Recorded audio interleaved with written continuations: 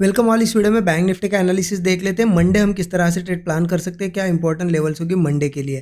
ठीक है, और देखिए फ्राइडे के लिए यहाँ पे जो एनालिसिस किया था उसके हिसाब से तो मार्केट में बुलिश मूव आया है। ये मैं आपको कंटिन्यूअसली बता रहा हूँ, बहुत सी वीडियो में बताया। जब मार्केट एक यहाँ पे सपोर्ट बना रहा था, अगर डेली चार्ट पे दिखाओ, डेली चार्ट पे आपको क्लियरली समझ में आएगा।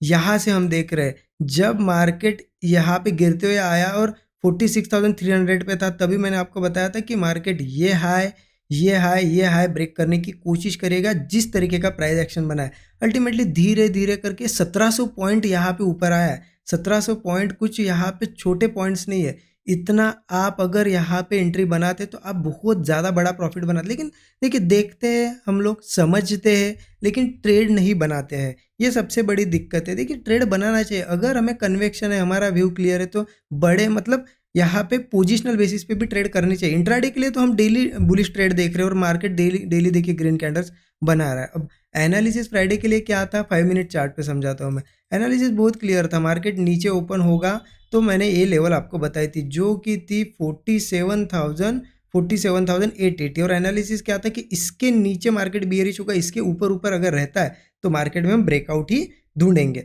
तो मार्केट इसके ऊपर ही रहा है यहाँ पे और सस्टेन भी कर रहा था, तो हमारा काम क्या था, ब्रेकआउट ढूंढना, कॉल साइड का ट्रेड लेना। ये हमारा बिल्कुल डिस्कशन था।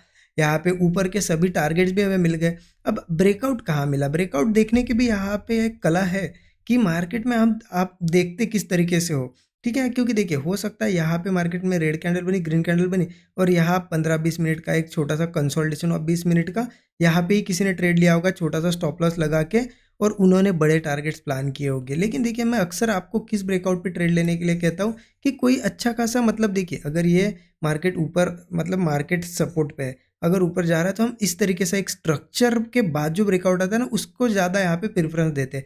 तो ऐसा ब्रेकआउट मैं ये कंसिडर नहीं कर रहा हूँ। ऐसा हो सकता है यहाँ पे कुछ लोगों ने लिया होगा, लेकिन जिनको नहीं समझा, जो लोग अच्छे ब्रेकआउट का वेट करते हैं, एक अच्छा खासा स्ट्रक्चर वाला ब्रेकआउट, तो कहाँ बना। देखिए यहाँ पे तो मार्केट, चलो मैं समझ रहा हूँ कि सीधे सीधे ही चला गया, वो ब्रेकआउट बना यहाँ पे। देखिए इस तरीके से मार्केट धीरे धीरे धीरे, मतलब एक मूव आया, उसके बाद धीरे धीरे इस तरीके से, और फिर ब्रेकआउट बना। अब हमारा व्यू तो क्लियर था कि इस लेवल के ऊपर हम ब्रेकआउट ढूंढेंगे। व्यू के हिसाब से चलना पड़ता है। यहाँ पे ट्रेड लिया होगा तो आपको थोड़ा बड़ा प्रॉफिट हुआ होगा, यहाँ पे भी ट्रेड लिया तो कोई छोटा प्रॉफिट नहीं हुआ है। ये भी मूव देखोगे ना आप, 300 350 पॉइंट का है, यहाँ पे 350 पॉइंट का मूव, मतलब बहुत हो जाता है। रिस्क रिवार्ड के हिसाब से भी देखा जाए, आपने यहाँ ट्रेड लिया तो कितना छोटा, यहाँ पे ब्रेकआउट पे ट्रेड लिया आपने, चलो मान लेते इस तरीके का ब्रेकआउट है, यहाँ पे ट्रेड लिया, छोटा सा स्टॉप लॉस था यहाँ पे।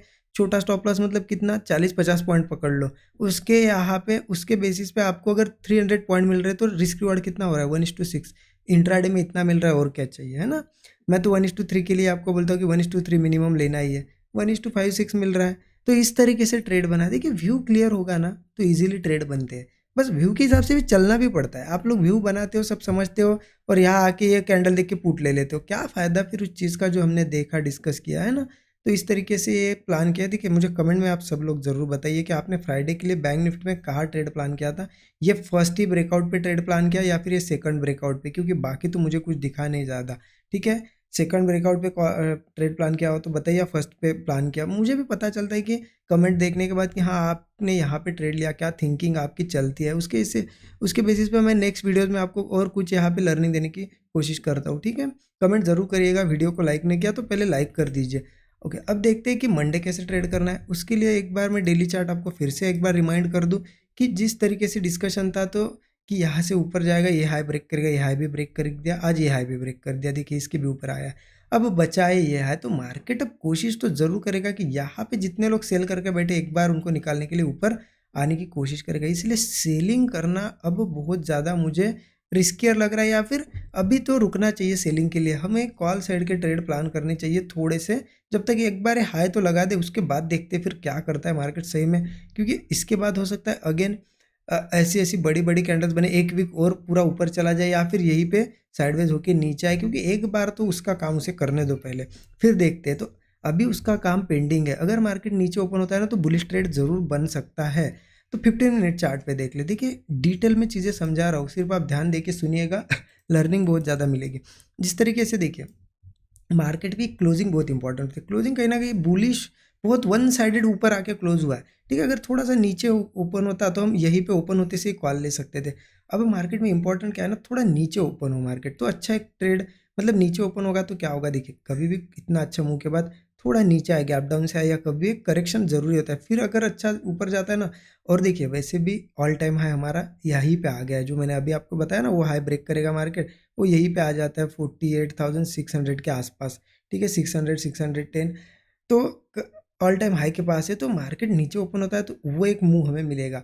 तो इंपॉर्टेंट है नीचे ओपन होना चाहिए। नीचे ओपन होता है तो लेवल क्या है ना, देखिए कहीं ना कहीं 48,000, 48,040, ठीक है, 48,040 लेवल इंपॉर्टेंट है, ठीक है। इसके ऊपर ऊपर ओपन होना चाहिए मार्केट, कहीं ना कहीं ध्यान से देखिएगा, 48,040 लेवल इसके ऊपर ओपन होना चाहिए, मतलब इसके नीचे गैप डाउन नहीं होना चाहिए। इसके नीचे गैप डाउन होता है तो फिर दिक्कत होगी, वो नीचे नेक्स्ट सपोर्ट तक जा सकता है। नेक्स्ट सपोर्ट मुझे दिख रहा है यहाँ पे 47,840 पे दिख रहा है, तो वहाँ जा सकता है। इसलिए इंपॉर्टेंट क्या है ना, मार्केट इसके ऊपर ऊपर ओपन हो। तो कहाँ ओपन होना, देखिए फ्लैट भी ओपन होता है तो चलेगा, गैप डाउन भी ओपन होता है तो चलेगा, थोड़ा बहुत नीचे आना चाहिए और फिर थोड़ा कंसोलिडेट वगैरह करके ऐसा कोई ब्रेकआउट क्रिएट करता है, कॉल लेंगे। 40 से 50 पॉइंट का मिनिमम स्टॉप लॉस तो रहेगा ही हमारा। टारगेट 1:3 तो हमारा मिनिमम प्लान करेगी, उसके ऊपर जितना मिलता है हम ट्रेल करते करते ले सकते हैं। तो नीचे ओपन होना ज़रूरी है, ठीक है। हाँ, अगर ज़्यादा बड़ा गैप डाउन वगैरह भी होता है तो ये लेवल सपोर्ट का काम करेगी, चलो ज़्यादा बड़ा गैप डाउन हुआ, इसी लेवल पे हुआ, इस लेवल पे हुआ, रिस्पेक्ट करता है और ब्रेकआउट देता है, कॉल लेंगे, सिंपल है, ठीक है। पुट के लिए मैं थोड़ा सा, देखिए हो सकता है, ऐसा नहीं है मार्केट में 100% कोई नहीं है, लेकिन हम यहाँ पे price action based trade plan कर सकते करते हैं। तो मार्केट अगर नीचे ओपन होता है और 1000 पॉइंट गिर भी जाता है ना, तो मैं पुट के लिए रेडी नहीं हूँ, क्योंकि मुझे अब लग रहा है कि वो हाई ब्रेक करना चाहिए। पुट के लिए बाद में देखेंगे, आपका अगर कोई एनालिसिस होगा आप ले सकते हो, अदरवाइज होगा क्या, मार्केट गिर गया, आप बोलोगे मुझे तो पता था गिरने वाला है, आपने कहा करके मैंने नहीं लिया, ऐसा नहीं करना। आपका एनालिसिस होगा तो उस पर भी बिलीव करिए। मैं मेरा एनालिसिस आपको शेयर करता हूँ, मुझे इतना पता है 80 से 90% टाइम हमारा एनालिसिस काम कर सकता है, उससे बेसिस पे मैं कामकाज करता हूँ। बाकी आपका एनालिसिस कुछ होगा तो उसके इस बेसिस पे आप भी ट्रेड प्लान कर सकते हो, ठीक है। अभी चलो ये तो हो गया, नीचे इस लेवल के ऊपर ऊपर कहीं पे भी कुछ बने हम कॉल साइड का ट्रेड लेंगे। अब क्या होता है ना, मार्केट डायरेक्टली यहाँ ओपन हो, ऑलरेडी ऊपर ओपन हो, मतलब क्लोज हुआ है, यहाँ ओपन होने के बाद कॉल लेना मतलब रिस्क है, कभी भी वो नीचे आ सकता है रिट्रेस करने। इसीलिए हमें क्या है ना, फिर यहाँ पे ए 610 के पास भी रेजिस्टेंस है, हाँ वो क्या सकता है, यहाँ पे स्ट्रॉन्ग रेजिस्टेंस है, एक तो ऑल टाइम हाई है, अगर थोड़ा सेलिंग प्रेशर आता है तो गिर भी सकता है। इसलिए इंपॉर्टेंट है मार्केट ऊपर भी ओपन हो, इस लेवल के ऊपर भी हो, हमें वेट करना है थोड़ा करेक्शन का। अगर इस लेवल के ऊपर भी ओपन होता है, थोड़ा बहुत करेक्शन का वेट करना है, उसके बाद अगर मार्केट होल्ड करके कोई ब्रेकआउट देता है ना तो कॉल लेंगे। अगर ऊपर का टारगेट बताओ ना, फिर 49,370 तक भी मार्केट जा सकता है, अगर स्ट्रेंथ रही तो, ठीक है। अदरवाइज क्या है, सिंपल है, ट्रेड प्लान किया, यहाँ पे स्टॉप लॉस 50 पॉइंट के आसपास का भी है, 150 पॉइंट भी मिल गया, आपको लग रहा है कि अब रिवर्स हो रहा है, बस एग्जिट कर दो, लालच ज़्यादा नहीं करनी, 1:3 बहुत होता है इंट्राडे के लिए।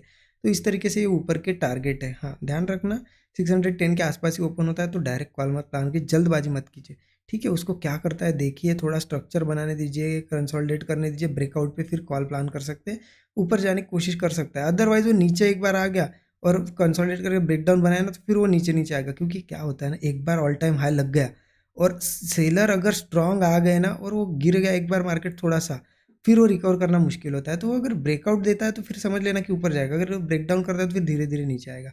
तो इतना आप ध्यान में रखिए, पुट अभी थोड़ा अवॉइड करिए, यहाँ पे से भी नीचे आता है तो भी कॉल प्लान करेंगे, चलो ऊपर भी ओपन होता है थोड़ा करेक्शन आता है तो भी कॉल ही प्लान करेंगे ब्रेकआउट पे। आई होप चीज़ें समझ में आएगी। देखिए एनालिसिस है ना, मैं सिंपल रखने की कोशिश करता हूँ जितना हो सके उतना, क्योंकि बिगिनर्स बहुत है हमारे चैनल पे, जो है ना बिगिनर खास करके लर्निंग के लिए आते हैं, तो उनको समझना चाहिए चीज़ें। बाकी जिनको समझता है उनको तो कोई यहाँ पे बताने की ज़्यादा ज़रूरत नहीं। और देखिए ऐसे लर्निंग कर रहे हैं ना, बिगिनर हो आप, इंटरमीडिएट लेवल पे ट्रेड कर रहे हो लेकिन समझ में नहीं आ रही चीज़ें, तो आप 13 का कोर्स चेकआउट कर सकते हो। देखिए इसमें यही जो आपको भी पता है, 80 से 90% टाइम मार्केट जो डॉट टू डॉट लेवल होते हैं, हम जो लेवल निकालते हैं डॉट टू डॉट उनको फॉलो करता है।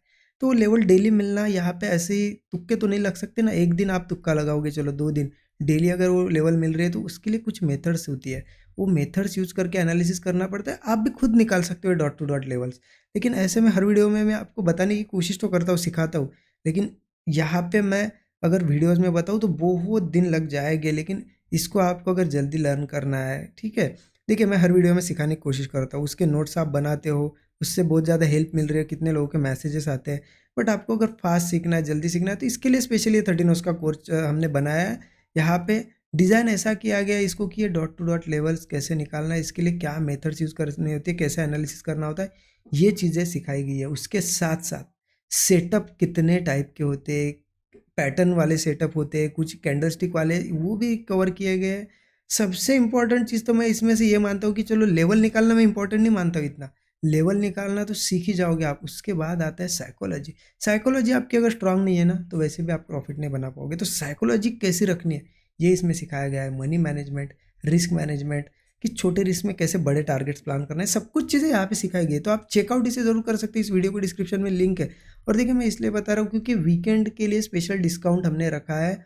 ये कूपन कोड आप यूज़ कर सकते हो ऑफ 15, इससे आपको एक 15% का बड़ा डिस्काउंट देखने को मिलेगा कोर्स पे, ठीक है। तो आप चेकआउट कर सकते हो। लर्निंग अगर करनी है वीकेंड में, आपको सीखना है, ठीक है, खुद को इम्प्रूव करना है, तो इसे ज़रूर चेकआउट कर सकते हो। बाकी देखिए वीडियो अच्छा लगा तो एक कमेंट ज़रूर करिएगा, लाइक कर दीजिए। नए लोगों को पहली बार देखिए चैनल को सब्सक्राइब करके बेल आइकन ज़रूर प्रेस करिए। Thank you so much everyone.